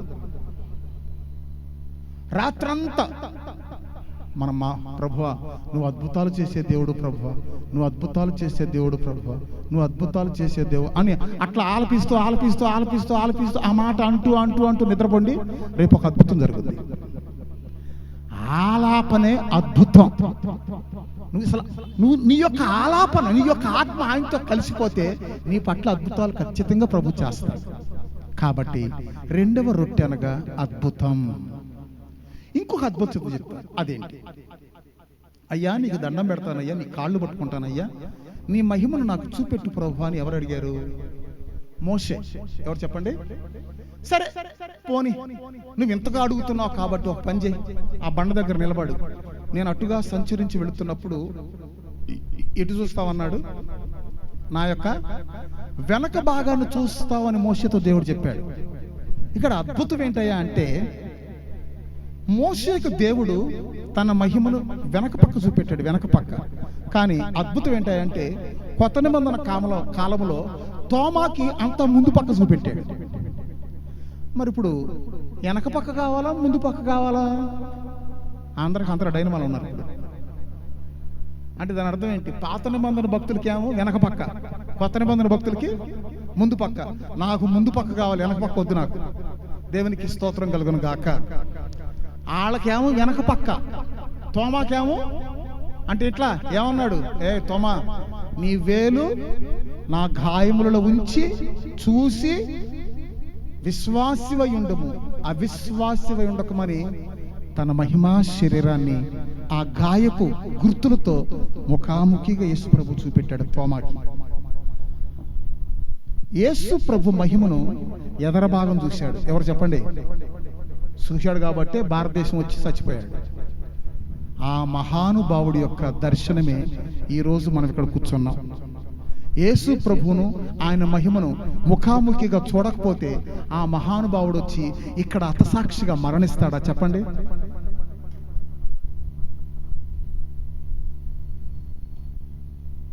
పాప దాని దూరం పెట్టు. అదిగో ఆ గిద్ద. కమాన్. తోమా గనక యేసు ప్రభు యొక్క మహిమను ముందు నుంచి చూడకపోతే ఆయన కోసం ఇక్కడికి వచ్చి హతసాక్షిగా మరణించేవాడా? మరణించకపోతే మనకి రక్షణ వచ్చేదా? అంటే మహిమా దర్శనములో అంత మహత్వం ఉంది. దేవునికి స్తోత్రం కలుగును గాక. నాకు ఇంకోటి కూడా జ్ఞాపకం వస్తుంది. అదేంటంటే, మెసొపొతేమియాలో ఉండగా మహిమ గల దేవుడు అబ్రహాముకు ప్రత్యక్షమాయను అని వ్రాయబడింది. మెసొపొతేమియాలో ఉండగా అబ్రహాముకు దేవుడు మహిమగల దేవుడుగా ప్రత్యక్షమాయను అని వ్రాయబడింది. కానీ ఇదే మాట 12వ అధ్యాయంలో యెహోవా అబ్రహాముకు ప్రత్యక్షమయ్యి అని మాత్రమే వ్రాయబడింది. అక్కడ మహిమ అనే మాట లేదు. అపోస్తుల చదవద్దు. అపోస్తుల కార్యాల్లో మహిమ అనే మాట వ్రాయబడింది. అంటే అర్థం ఏంటి? పాత నిబంధన రాసిన వాళ్ళకి మహిమ కనపడలా, కొత్త నిబంధన రాసిన వాళ్ళకి ఏం కనపడింది? అందరూ చప్పట్ల కొట్టలు. దేవునికి స్తోత్రం కలిగిన గాక. అదే నేను చెప్తున్నా. రెండవ రొట్టె అనగా అద్భుతములు. అంటే అక్కడ ఒక రొట్టె 5గురు, అదే ఒక రొట్టె ఇక్కడ వాళ్ళకి వెనక పక్క, మనకి చెప్పాలి వాళ్ళకి చీల్చాడు, బట్ ఇక్కడ ఏకంగా సముద్రం మీద నడిచాడు. ఈ అద్భుతాలను తదేకంగా మనసులో స్మరించండి. మీ పట్ల దేవుడు రోజుకొక అద్భుతం చేస్తాడు, చిన్నదైనా సరే రోజుకొక అద్భుతం. నువ్వు సాధారణంగా ఉంటున్నావు కాబట్టి అద్భుతాలు నువ్వు చూడట్లేదు, అనుభవించట్లేదు. దేవునికి స్తోత్రం కలుగును గాక. సో రెండవ రొట్టె అనగా దేవుడు చేసే అద్భుతాలు. ఇవి ప్రార్థన చేసేవారికి, ఆలపించే వారికి ఖచ్చితంగా దేవుడు చేస్తాడు. ఇంతవరకు మీకు అర్థమైంది అనుకుంటున్నాను. మరి ఆ మూడో రొట్టె సంగతి ఏంటి? ఆ మూడవ రొట్టె కూడా నీకు ఇస్తారు అని సమూయేలు చెప్పలేదు. మరి ఆ మూడవ రొట్టె, ఆ ఒక రొట్టె మీ ముగ్గురు ఏం చేసుకుంటారు, అది కూడా నాకు ఇచ్చేయండి అని సౌలు అడగలేదు. ఇక్కడ ఒక విషయం గమనించండి, సమూయేలు చెప్పలేదు, సౌలు అడగలేదు. మరి ఇంకొంచెం లోతుగా మనం ధ్యానిస్తే కనీసం అక్కడ ముగ్గురు ఉన్నారు. ఆ ముగ్గురు పొట్ట నిండాలంటే ఆ మూడు రొట్టెలలో మనిషికి ఒక రొట్టె తింటే కడుపు కనీసం నిండుద్ది. మరి ఇప్పుడు ఉన్నటువంటి మూడు రొట్టెల్లో 2 రొట్టెలు ఆల్రెడీ ఎవరికి ఇచ్చేశారు? సౌలుకి ఇచ్చేశారు. మరి ఆ ఒక రొట్టె వాళ్ళ ముగ్గురు చింపుకొని తింటే వాళ్ళ కడుపు నిండుద్దా? అంటే అర్థం ఏంటి? ఆ ఒక రొట్టె వాళ్ళ ముగ్గురు పంచుకొని తింటే వాళ్ళ కడుపు నిండదు. అంటే దాని అర్థం అది తినే రొట్టె కాదు. చాలా జాగ్రత్తగా గమనించాలి. ఆ రొట్టె తినే రొట్టె కాదు, నంబర్ 1. రెండవది, ఆ రొట్టె కూడా నీకు ఇస్తారు అని సమూయేలు చెప్పలా. మూడవది, ఆ ఒక రొట్టె మీరేం చేసుకుంటారు, అది కూడా నాకు ఇచ్చేయండి అని సౌలు అడగల. ఆయన చెప్పనో లేదు, ఈయన అడగనో లేదు, వాళ్ళు ఇవ్వనో లేదు. మరి ఇదేంటి? సమూయేలు చెప్పనో లేదు, సౌలు అడగనో లేదు, వాళ్ళు ఇవ్వనో లేదు. ఏంటది? అది మాత్రం దేవుడు ఇవ్వడు. మొదటి రొట్టె అందరికీ ఇస్తాడు. దేవుడు అన్నా ఇస్తాడు, దేవుడు అనకపోయినా ఇస్తాడు. ప్రార్థన చేసినా ఇస్తాడు, ప్రార్థన చేయకపోయినా ఇస్తాడు. అది కామన్ ఫర్ ఎవ్రీబడి. రెండవ రొట్టె అందరికి కాదు, ప్రార్థన చేసే వాళ్ళకి. అందులో కూడా పెద్ద ప్రత్యేకతలు ఏమీ లేదు. అదే నేను చెప్పాను, ఆ మొదటి 2 రొట్టెలతో మనము ఆగిపోకూడదు, తృప్తి పడకూడదు అని చెప్పేది. అందుకే నేను ఇప్పుడు ఏ రొట్టె కోసం మనం ప్రయాసపడాలి? కారణం, ఆ మూడో రొట్టె వాళ్ళు ఎక్కడికి తీసుకెళ్లారు చెప్పాలి? బేతేలుకి. అంటే బేతేలులో ఏముంది? మందిరం. అంటే ఇప్పుడు దాని అర్థం ఏంటి? ఆ మూడో రొట్టె కావాలంటే ఎక్కడికి వెళ్ళాలి? మందిరానికి వెళ్ళాలి. కొంతమందికి సత్య మందిరానికి రారు, అన్ని మా దగ్గరికి రావాలనుకుంటారు. అన్ని ఎక్కడికి రావాలి? మా దగ్గరికి. అట్టట్ట నువ్వు మందిరానికి వస్తే కదా ప్రభు నీకు అనుగ్రహించేది. చదువు చెప్పే టీచరే నీ దగ్గరకు వస్తాడా, లేకుంటే నువ్వే స్కూల్కి వెళ్ళాలా? నోరు తెరవట్లే ఎవరు. చదువు చెప్పే టీచరే నీ ఇంటికి వస్తాడా, లేకుంటే నువ్వే స్కూల్కి వెళ్ళాలా? అట్లాగే మరి దేవుని కార్యాలు అనుభవించాలంటే నువ్వు ఎక్కడికి రావాలి? దేవుని సన్నిధికి, దేవుని మందిరానికి. రామా అనే ఒక ఊరుంది, షీలోహు అనే ఇంకో ఊరుంది. ఈ రామాకి షీలోహు అనేటువంటి ఊరికి 24 కిలోమీటర్లు. నేను గొడ్రాళ్ళని, నాకు పిల్లలు లేరని నువ్వు నన్ను ఎక్కిరిస్తున్నావా, నువ్వు నన్ను అవమానిస్తున్నావా అని హన్న పెనిన్నాతో పోటాళ్ళ నడుచుకుంటూ వెళ్ళింది. ఎన్ని కిలోమీటర్లు? 24 కిలోమీటర్లు హన్న నడుచుకుంటూ వెళ్ళింది. పోట్లాడేవాళ్ళు దేవుని అద్భుతాలు చూడలేరు, దేవుని మందిరానికి వెళ్ళేవాళ్ళు చూస్తారు. ఓపికతో నడుచుకుంటూ మందిరానికి వెళ్ళాలి. దేవునికి స్తోత్రం కలుగును గాక. 12 సంవత్సరాలు మాచవరం నుంచి పూర్ణానందపేట బైబిల్ స్టడీకి, కనిపెట్టుకోవటానికి, ఆదివారం ఆరాధనకి నేను నడుచుకుంటూ మందిరానికి వెళ్ళేవాడిని. ఆ రోజుల్లో బస్ ఛార్జీ కూడా మా అమ్మ నాన్న డబ్బులు ఇచ్చేవాళ్ళు కాదు. మాచవరం నుంచి పూర్ణానందపేట అంటే ఆల్మోస్ట్ మామిడికాయ పాకలు ఉన్నాయి, సింగనగర్, అక్కడికి నేను నడుచుకుంటూ వెళ్ళేవాడిని. దేవునికి స్తోత్రం కలుగును గాక. ఆల్మోస్ట్ ఒక 45 మినిట్స్ 45 నిమిషాలు వెళ్ళిపోయేవాడిని. అన్ని సంవత్సరాలు ఆసక్తిగా దేవుని మందిరానికి వెళ్ళాను కాబట్టి ఈరోజు మీ ముందు నేను ఉన్నాను. నన్ను ఈ స్థితిలో దేవుడు పెట్టాడు. దేవునికి స్తోత్రం కలుగును గాక. హన్న నడుచుకుంటూ మందిరానికి వెళ్ళింది కాబట్టి దేవుడు ఎవరినిచ్చాడు? తల్లి పెద్ద ప్రార్థనా పరురాలు, మరి కొడుకు ఏమయ్యాడు? పెద్ద ప్రవక్త. దేవునికి స్తోత్రం కలుగును గాక. తమాషాల దేవునికి అద్భుతాలంటే తమాషాల. ఒట్టిగా నువ్వు భాష పెట్టలేసుకుంటూ వచ్చేస్తే అద్భుతాలు. నడు రామాటు షీలోహు, మాచవరం టు పూర్ణందపేట, నడు నడు నడు నడు నడిస్తే వస్తే అద్భుతాలు. దేవునికి స్తోత్రం కలుగును గాక. సో ఇక్కడ మనం గమనించవలసింది, మొదటి 2 రొట్టెలతో మనం తృప్తి పడకూడదు. ఇప్పుడు నాకు ఆ 3వ రొట్టె కావాలి. 3వ రొట్టె కోసం 30 సంవత్సరాల నుంచి వెతుకుతున్నా, నాకు దొరకట్లా. 30 సంవత్సరాల నుంచి 3వ రొట్టె కోసం వెతుకుతున్నా, దొరకట్లా. ఇంకా వెతుకుతున్నా. ఇంతకీ అసలు ఆ 3వ రొట్టె ఏమైంది? అది మాత్రం ఇవ్వడాయన, అది మాత్రం చెప్పడాయన. ఆయన చెప్పడు కాబట్టి నేను చెప్పను. మరి చెప్పని కాడకు బైబిల్ స్టడీ ఎందుకు? లేచి వెళ్ళిపోదాం. నో, అట్లా కాదు. ఇచ్చిన రొట్టెల గురించి పెద్ద టాపిక్ వద్దు, ఇవ్వని రొట్టె గురించే టాపిక్ కావాలి. చేసిన కార్యాల గురించి స్తుతించటం కాదు, చెయ్యబోయే కార్యాల గురించి ఏం చేయాలి? అడ్వాన్స్ ప్రైజింగ్ అంటారు దాన్ని. అడ్వాన్స్ ప్రైజింగ్, ముందస్తు స్తుతి. దేవునికి స్తోత్రం కలుగును గాక. ఇస్తారు అని ఆయన చెప్పలా, ఇమ్మని ఈయన అడగల, ఇదిగో తీసుకో అని వాళ్ళు ఇవ్వలా. అదేంటో చెప్పనా? ఆ 3వ రొట్టె అంటే ఏంటో మీ నోటితోనే చెప్పించాలి అని నా ఆశ.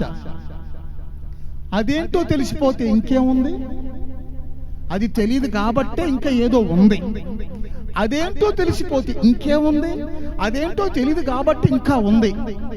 ఇప్పుడు రేపు ఎగ్జామ్ హాల్లో రాయబోయేటువంటి క్వశ్చన్ పేపర్ ఈ రోజే లీక్ అయిపోయింది అనుకో, ఏం జరుగుతుంది? రేపు జరగబోయే క్వశ్చన్ పేపర్ ఈ రోజే లీక్ అయిపోయింది, ఏం జరుగుతుంది? ఒకటి, ఎగ్జామ్ ఏం చేస్తారు? క్యాన్సిల్. ఒకవేళ ఎగ్జామ్ క్యాన్సిల్ కాకపోతే ఏం చేస్తారు చెప్పనా? Mall pass. ఏంటది? అందరూ ఏమైపోయారు? మరి అందరూ పాస్ అయిపోతే వాల్యూ ఏముంది? కాదు, అందరూ పాస్ అయిపోతే వాల్యూ ఉందా? కరోనా 10th క్లాస్ పాస్కి వాల్యూ ఉందా? 4 గీసుకోవటానికి కరోనా 10th క్లాస్ సర్టిఫికేట్ ఎందుకు పనికిరాదు? కరోనా 10th ఏంటో తెలుసా? అందరూ పాస్. దేవునికి స్తోత్రం కలుగును గాక. 4 గీసుకోవడం పనికిరాదు 10th క్లాస్ సర్టిఫికేట్. ఇది కరోనా 10th క్లాస్ సర్టిఫికేట్. అదేవిధంగా ఇక్కడ మనం ధ్యానించవలసింది ఏంటంటే, రేపు జరగబోయేటువంటి క్వశ్చన్ పేపర్ ఈ రోజే దేవుడు చెప్పేశాడు అనుకో, ఈ రోజే తెలిసిపోయింది అనుకో, ప్రార్థన చేస్తామా? బైబిల్ చదువుతామా? హన్నాలాగా మందిరానికి నడుచుకుంటూ వస్తామా? కానుకలు దశంభాగాలు సమర్పించుకుంటామా? జీవితాన్ని భయభక్తులతో కాపాడుకుంటామా? ఇంకేం ఉండదేక. ఆ 3వ రొట్టె ఏంటో తెలిసిపోయింది అనుకో, ఇదంతా ఉండదేక, ఈ ప్రాసెస్ అంతా ఉండదేక. అది తెలియదు కాబట్టి ఇది, అది తెలియదు కాబట్టి ఇదంతా. దాని అర్థం ఏంటంటే, 3వ రొట్టె అనగా దేవుని చిత్తము. 3వ రొట్టె నాకు చెప్పండి, దేవుని చిత్తం. అదేంటో తెలిసిపోతే ఇట్లంతా మనం ప్రార్థనకు వస్తామా? పలానా 2026 సంవత్సరం డిసెంబర్ 31వ తారీఖున యేసు ప్రభు రాకడ అని ముందుగానే డిక్లేర్ అయిపోయింది అనుకోండి, అప్పుడు ఏం జరుగుద్ది? భక్తి ఎలా ఉంటుంది అప్పుడు చెప్పండి?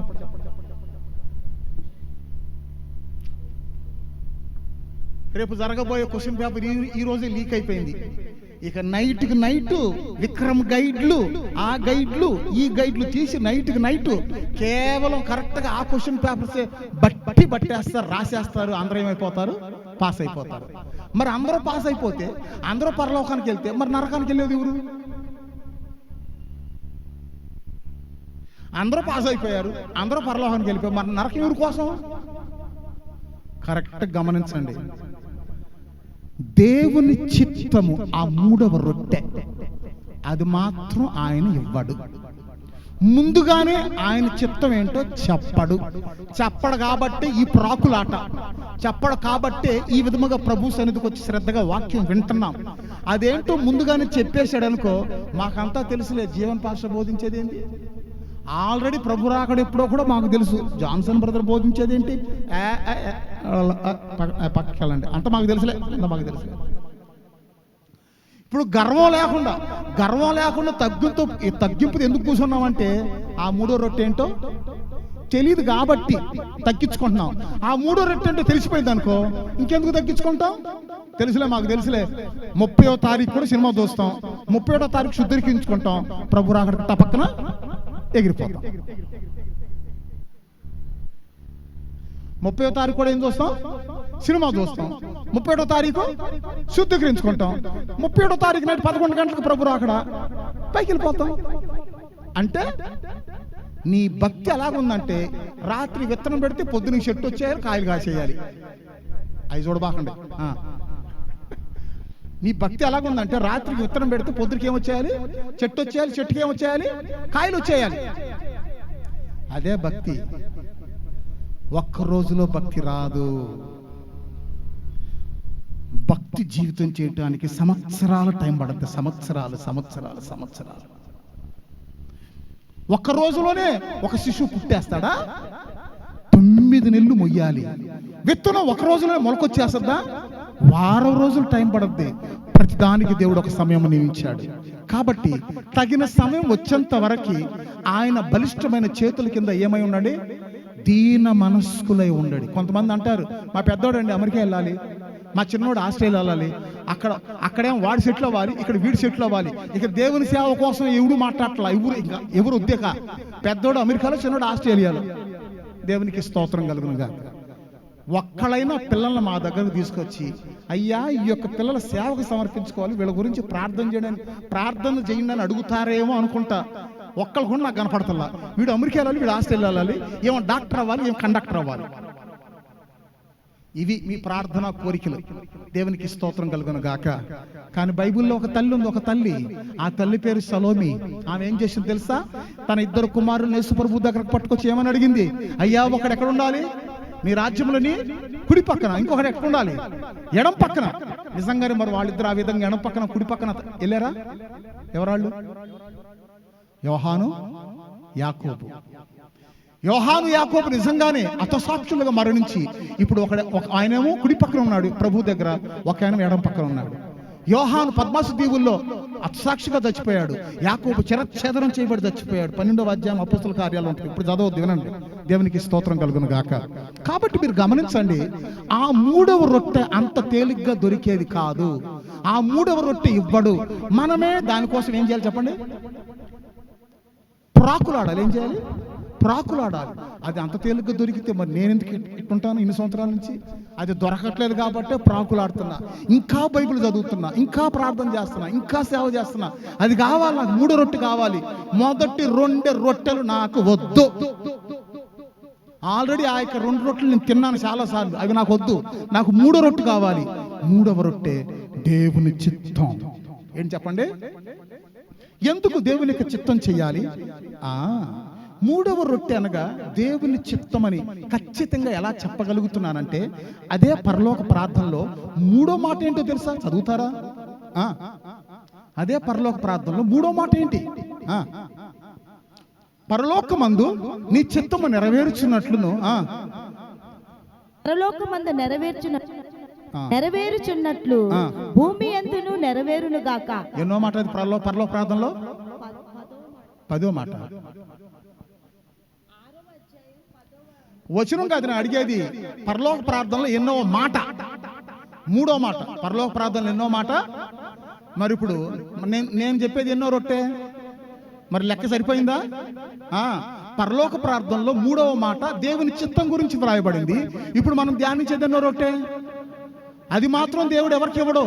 కానీ మనమే దానికోసం ఏం చేయాలి? ప్రాకులాడాలి. ప్రాకులాడితేనే, ప్రార్థన చేస్తేనే ఆ చిత్తం ఏంటో దేవుడు ఇస్తాడు. అది కూడా సంపూర్ణంగా చెప్పడు. ఎంతో ప్రాకులాడాలి, ఎంతో ప్రాకులాడాలి. దేవునికి స్తోత్రం కలుగును గాక. అడుగడుగున దేవుని చిత్తానికి వ్యతిరేకంగా ప్రవర్తించి సౌలు తన రాజ్యాన్ని పోగొట్టుకున్నాడు. అడుగడుగున దేవుని చిత్తాన్ని తెలుసుకుని దావీదు తన యొక్క రాజ్యాన్ని ఏం చేశాడు? కాపాడుకున్నాడు. ఎందుకు దేవుని చిత్తం చేయాలంటే నిరంతరము ఈ లోకమును దాని ఆశలను గతించును, కానీ దేవుని చిత్తము చేయవాడు నిరంతరము నిలుచును. అదిగో, మొదటి రొట్టె తినేవాళ్ళు నిరంతరం నిలబడరు. 2వ రొట్టె కేవలం 2వ రొట్టె తినేవాళ్ళు నిరంతరం నిలబడరు. 3వ రొట్టె తినేవాళ్ళు మాత్రమే నిరంతరం నిలబడతారు. ఏం చెప్పండి? నిరంతరం నిలబడతారు. మరి ఇప్పుడు మీకు ఆ మొదటి 2 రొట్టెలు కావాలా, 3 రొట్టెలు కావాలా? నాకైతే 3 రొట్టె కావాలి. 3 రొట్టె ఎవరైతే కావాలనుకుంటారో వాళ్ళు తొందరపడరు జీవితంలో, దీర్ఘశాంతాన్ని వహిస్తారు. దీర్ఘశాంతం. లోకమును దాని ఆశలను గతించిపోవును, కానీ దేవుని చిత్తము చేయవాడు నిరంతరము నిలుచును. నాకు ఇంకో వచనం జ్ఞాపకం వస్తుంది. ప్రభువా ప్రభువా అని పిలుచు ప్రతివాడును నా యొక్క తండ్రి రాజ్యములో ప్రవేశింపడనేరు, కానీ పరలోకమందున్నటువంటి నా యొక్క తండ్రి చిత్తమును చేయవాడే ప్రవేశించును. అందరూ లేచి నిలబడదామా? లేచి నిలబడి ఆ 3వ రొట్టె కోసం కొద్దిగా సమర్పించుకుందామా? ఒక 5 minutes. Let us all stand up please. 3వ రొట్టె కావాలన్న వాళ్ళు చేతులు ఎత్తండి. 3వ రొట్టె మాత్రం కావాలన్న వాళ్ళు చేతులు ఎత్తండి. నాకు అద్భుతాలు వద్దు, అద్భుతాలు నేను చూశాను. అనుదిన ఆహారం ఎట్లాగో ఇస్తున్నాడు, ఇక దాని గురించి పెద్దగా సబ్జెక్ట్ అవసరంలా. అనుదిన ఆహారం ఇస్తున్నాడు.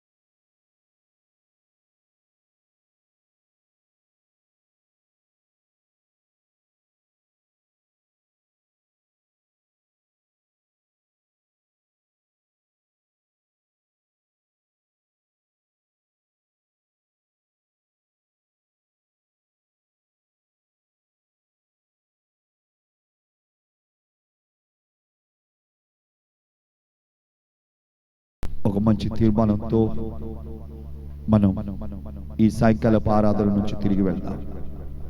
హల్లెలూయా, హల్లెలూయా. ప్రభువా, నీ చిత్తము చేయబడిగా బలపరచండి, నీ చిత్తము చేయి వారముగా ప్రతిష్ఠించండి, నీ చిత్తము చేయి వారముగా మీరు మమ్మల్ని నడిపించండి. నీ చిత్తము చేయు జలములుగా అయ్యో మీరు మమ్మల్ని అభిషేకించండి. యెహోవా చిత్తానుసారమైనటువంటి మనస్సు గలవారమై జీవించుదుము గాక. దావీదు వలె స్థిరపరచబడుదుము గాక. నీ సన్నిధిలో ఎన్నటెన్నటికీ నిలిచి ఆశీర్వాదముతో తృప్తిపరచబడుదుము గాక. సహాయం చేయండి. దేవుడు ప్రత్యేకంగా మార్చి మొదటి రోజు అద్భుతమైన రీతిలో ఆయనతో గడిపి ప్రారంభించుటకు దేవుడు ఉదయకాలపు ఆరాధన, సాయంకాలపు ఆరాధన, ఆ పరిచర్య కార్యాలన్నింటిలో దేవుడు తోడైనందుకు మనం స్తోత్రాలు చెల్లించుదాం. స్తోత్రం, స్తోత్రం, స్తోత్రం. ప్రార్థించిన, పాలు పొందిన, ప్రత్యక్షంగా పరోక్షంగా ఈ వర్తమానాలు విన్న ప్రతి బిడ్డకు హృదయము, జీవితము, కుటుంబాలు, పరిచర్యలు దీవించబడినట్లు స్తోత్రాలు చెల్లించుదాం.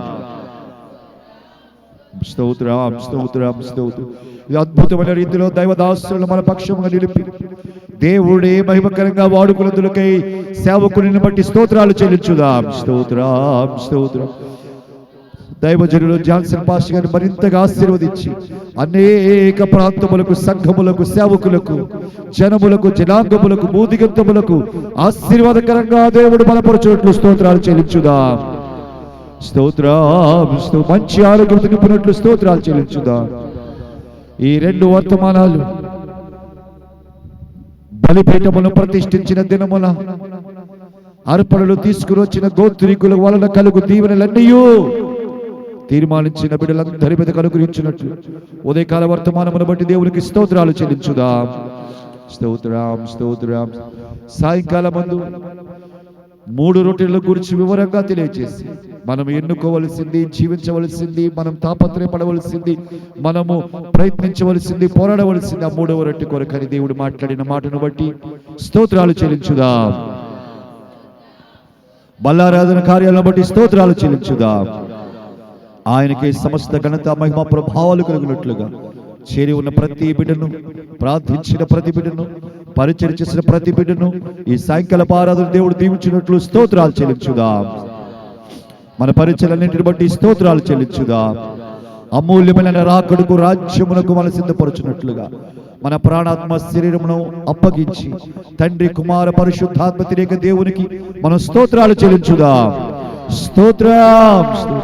ముగింపు ప్రార్థన ఆశీర్వాదాన్ని మరి దైవజనుల ద్వారా మనం తీసుకుందాం. గమనించండి, ఈ యొక్క ఆరాధన ముగించబడిన తర్వాత మీలో ఎవరైనా ప్రభు బల తీసుకోవడానికి సిద్ధపడినట్లయితే ఈ సాయంకాల ఆరాధనలో కూడా ప్రభు బల ఇవ్వబడుతుందని జ్ఞాపకం చేస్తున్నాను.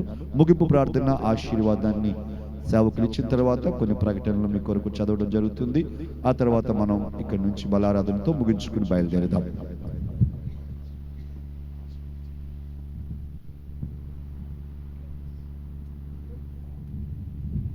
స్తోత్రం.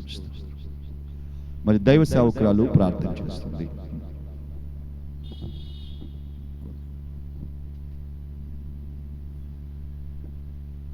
చిన్న ప్రార్థన అక్క చేసిన తర్వాత మరి ఆశీర్వాదం దైవజనులు ఇస్తారు. ఆ తర్వాత మనం ప్రభు బల్ల తీసుకున్న వారు ఉన్నట్లయితే ముందుకొచ్చి మోకరించండి. బలారాధన కార్యక్రమం కొనసాగిద్దాం. పరిచర్య చేసేవారు పరిచర్య చేద్దురు. స్తోత్రము తండ్రి, ప్రేమ కలిగిన దేవా, ప్రేమ స్వరూపి, నీకు వందనాలు, స్తుతులు, స్తోత్రాలు ప్రభువా. ఈ పునరుద్ధానపు దినమందు నాయన సాయంత్రకాలం మందు కూడా నిన్ను ఆరాధించడానికి నీవు అనుగ్రహించినట్టు ధన్యతను బట్టే వందనాలు, స్తుతులు, స్తోత్రాలు ప్రభువా. ఈ సమయాన్ని తండ్రి మా జీవితాల్లో ప్రశస్తముగా మీరు మార్చి నీ దాసుడిని నిలవబెట్టుకుని ప్రభువా 3 రెట్టెల గురించి నాయన వివరించిన విధానాన్ని బట్టి వందనాలు. నీ కృపా వాక్కును వెల్లడిపరిచిన విధానాన్ని బట్టి నీకు వేల వేల కృతజ్ఞతాస్తుతులు, స్తోత్రాలు ప్రభువా. అయ్యా, విన్న లేఖనము తండ్రి నూరంతలుగా నాయన మా జీవితాలలో, సంఘములో నాయన ఈ ప్రాంత నివాసులలో ఈ బోర శబ్దము ద్వారా విన్న వారందరి యొక్క అంతరంగాలలోనూ, జీవితాలలోనూ, కుటుంబాలలో తండ్రి నాయన నాయన ఫలింప చేయమని అడుగుచున్నాము తండ్రి, ఫలింప చేయమని అడుగుచున్నాము తండ్రి, ఫలింప చేయమని అడుగుచున్నాము తండ్రి. ఖరాబార శరబార ఖరాబార శరబార ఓ దరబార ఖరాబార శరబార తండ్రి నాయన. అయ్యా నువ్వందరికీ ఉపకారవి ప్రభువు నాయన. అయ్యా అద్భుతాలు చేయు దేవుడివి ప్రభువు నాయన. అయ్యా తండ్రి కానీ నాయన, అయ్యా మూడవ రొట్టె నాయన అంత సులువుగా పొందుకోలేమని మీరు తెలియపరిచారు తండ్రి. అది నీ చిత్తము చేయు వారికే దొరుకును ప్రభువా, అది నీ చిత్తము ప్రభువు నాయన.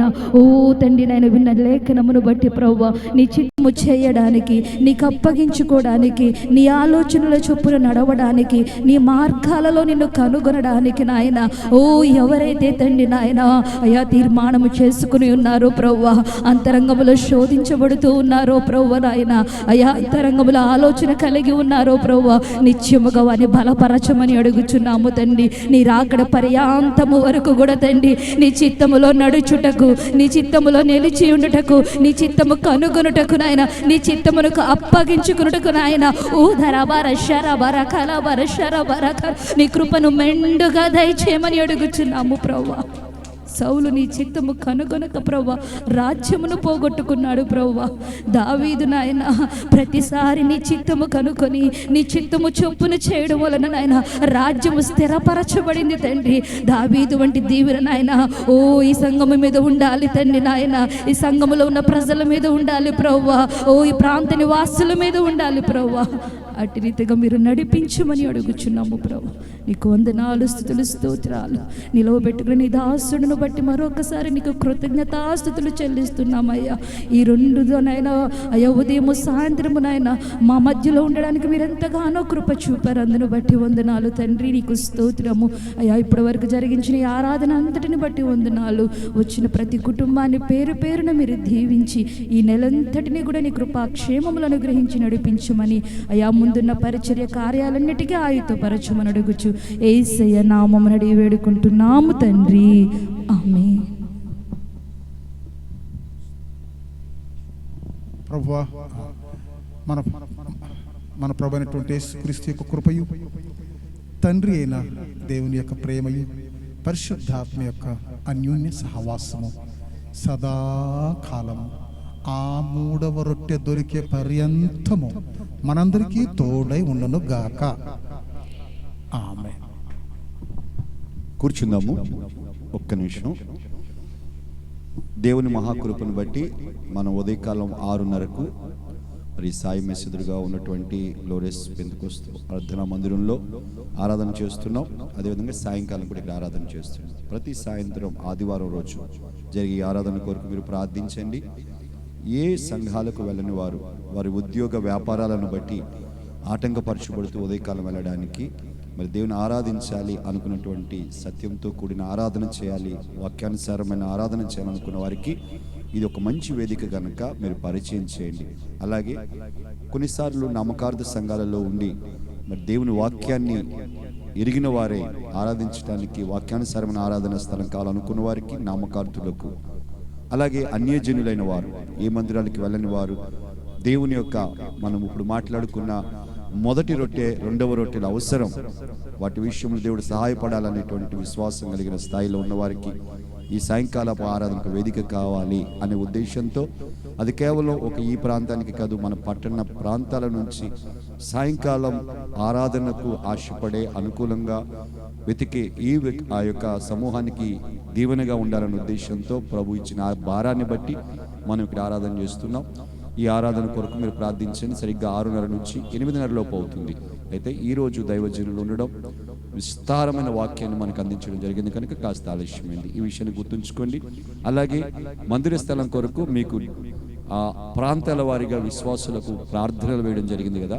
మీరు రేపు ఉదయం సోమవారం నుంచి వచ్చే ప్రాంతాలు 5 to 6 fasting prayer, 4 to 5 praising ప్రేయర్కి యథావిధిగా రావాలని జ్ఞాపకం చేస్తున్నాను.